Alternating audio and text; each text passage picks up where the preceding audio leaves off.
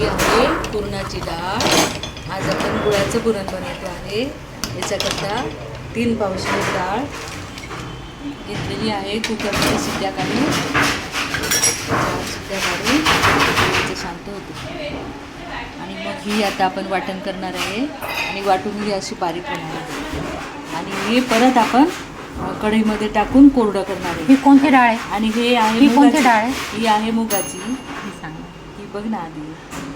ही हरभऱ्याची डाळ आहे आणि ही आहे मुगाची. तर हरभऱ्याची डाळ ज्यांना चालत नाही त्यांच्यासाठी हे मुगाचं पुरण केलेलं आहे. याने पोटाला त्रास होतो. मग आज तू 2 टाईपचे पुरण करते. एक हरभऱ्याच्या डाळीचं गुळाचं आणि हे मुगाच्या डाळीचं गुळाचं. वाव. आणि आता हे मी बारीक करते आणि याच्यामध्ये गुळ विरून आहे. गुळ आहे हरभऱ्याचं. आणि हे करायला किती वेळ लागेल आता? आता अर्धा तास.